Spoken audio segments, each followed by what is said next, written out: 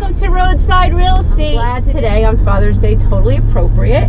We're down in South Jersey and it's a perfect time to film a Roadside Real Estate father-daughter edition. But I know growing up we would be always going to either look at a property or possibly you know, pass an area that you thought you would develop. That's right. And I know development was a very big part of your real estate career and your success in real estate. So it wasn't only just running a real estate company, but it was also finding opportunities to manage and also develop property. Very true. So, very true. And I know thinking outside of the box was one of your probably best qualities. You could look at a piece of property and come up with what it could be. Thank you, Jennifer. Right? Yeah. The whole area here, and it was a big giant community pool that, what, did it go out of business? It was out of business. It was closed. It was a swim club that was all closed, and there was just the vacant land. We filled the pool in. We got all of the permits. We extended the lagoon to all the way to the end. This area down here was somewhat underdeveloped compared to what it is today. But, there were no retail stores here, so we developed Mill Creek Village, all retail stores. All condo style, right? All condo. They were all condo ownerships. I think that was a little bit before its time. Taking a retail space, making a strip center, but really condoing out each one. Exactly what we did. So then each one could be an independent owner and you could sell them all off. And then what was interesting was what you did was you got together a group of successful people in their own areas to kind of come together to build this partnership for development. So you were the real estate guy.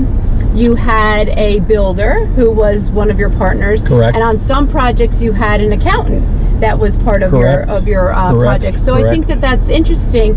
You each brought your talents to the table to make certain things work, and you each handled your own area. And then of course Mom, I know the real secret of all of this was Mom. That is true. She managed the properties, she took care of a lot of the paperwork and some of the things that were required. So I grew up around this and listening and you know, absorbing it whether I knew it or not. So that's a pretty big legacy of those were the days when at 5 o'clock everyone sat down and had dinner. But whatever we talked about, the top priority of discussion was always real estate. Always real estate, I know. Always so you just learned whether you wanted to or not. So you were running your South Jersey leg down here of our North real Jersey estate company. Right. And then you had, you managed all of these other ones, and then you had 2 plots of land that eventually you sold off and were developed into other, you know, big development type. 10 acres on Route 72, which is the main highway here.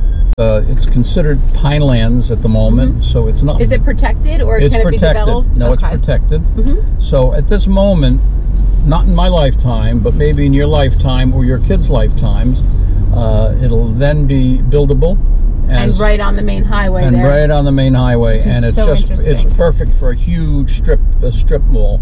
So tell us this one thing. Now I know anyone who already knows you and I, and who, you know, we've been working together for over 20 years, which is a little bit insane. But I've told the story so many times, and it's still one of my favorite stories because it shows your creativity, it shows thinking outside of the box, doing something different.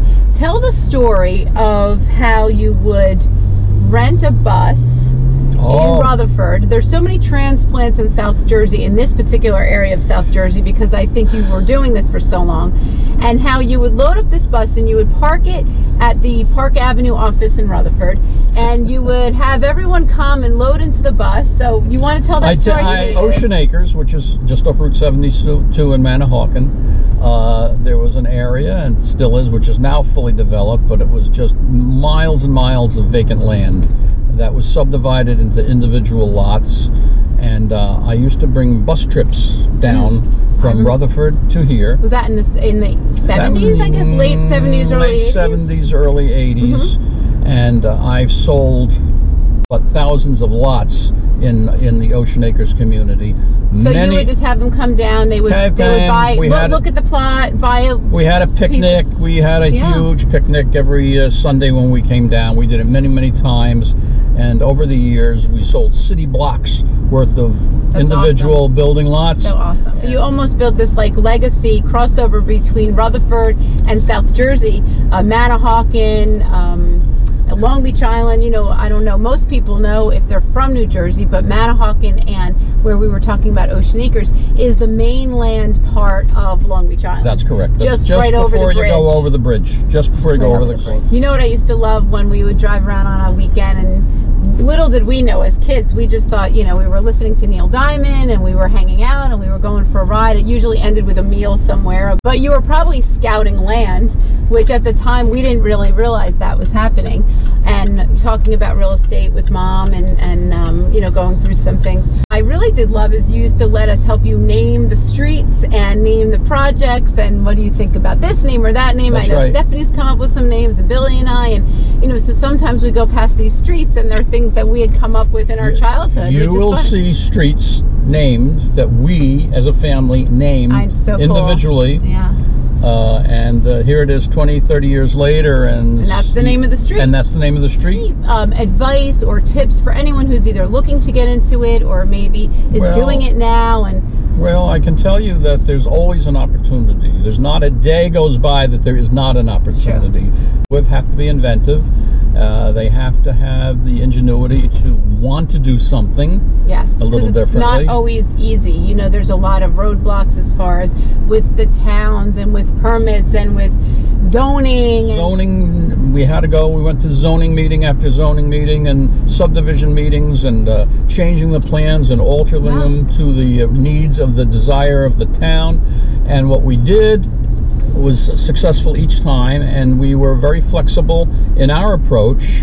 Never walked away from a deal. We molded the deal. Just kept chipping away to make it happen. Yeah. No, you and I have done some flips together through the years. Yes, we did. And you have done some with Billy as well. And you know, the key, a lot of it is to really stick to a budget, not pay too much money for your money if you are, you know, doing a mortgage and that type of thing. You have to watch your expenses every day on every part of the construction and the subdivision, and right from the get. You can't let it be a runaway train. Otherwise, you go through a whole project and you make no profit. And you make no profit at the end. And every one of our projects have been very, very successful and profitable. Have built a great success not only in ERA Justin, but also in development, also in construction, in all different facets that I admire. And a lot of people look up to you, ask you questions, and I think it was a great way to grow up and learn from. And obviously, your kids learned from you and now are doing it in their own way, in their own markets. So, I mean, we drive by houses all the time in Rutherford and in the North Jersey area that you developed or built or rehabbed or any of the above. I built many two-family homes in the Rutherford, East Rutherford, Palisades Park, Carlstadt, East Rutherford. We bought one full city block in East Rutherford and tore the houses down, which all were needed rehabbing, so we removed those and we built very, very big 6-room, 2 families. Had owned a big apartment building up there. Garfield, 42 units, 18 units in Woodridge. Owned a lot of real estate. A lot of real estate. Successful, all very hard work, having stick-to-itiveness to a project. We do. Finishing it to the end. Also knowing your target audience. I think sometimes people they either overdevelop for the area that they're trying to target market, or I've seen the opposite as well. They might not be putting in the quality that needs to be there to really draw in the market that they're trying to capture. So, you know, you really have to know all those things as well. Any final thoughts as far as I drive around, you're bringing back a lot of memories that I didn't even think about for years. I mean, they all exist. Yeah. And it was just perfect. The communities are all still great. It's many years later now, and even though we started at the beginning when a lot of vacant land was here, it's all worked very, very well for all. Drive around when I was a kid. Ooh, baby, baby. Neil Diamond, great song. Or you know what else used to make me listen? But don't make me sing. Oh, come on. How about just a little? Give us a little rock and roll. All right, ready? Here we go. You're gonna know this one. Ready? Oh. We drove around on every Sunday. I'm gonna play the ukulele. Hey, look out the way, sunset, a wonderful sight to see, and made to be free. Maybe skies and the wind in my face, and it's good just to be alive. That's a thank you so much, and it's been a great Father's Day. Thank you, had Jen. an awesome lunch, which was fun with Scott and the girls and Mom. We had a great lunch. Now we're gonna pack up and do the dreadful trek back to North Jersey. That's right. And hopefully we'll do this again with some other topic. And we'll see you all tomorrow in the office. All right. Thanks again for joining us on Roadside Real Estate. Bye. Bye-bye. Bye. You made us do when we were kids was drive around and listen to Broadway show tunes. Yes, you did. That was another one of our favorites. Yes, you did. We had that long drive down, so there was an hour and a half of... So I think I know every Broadway show song.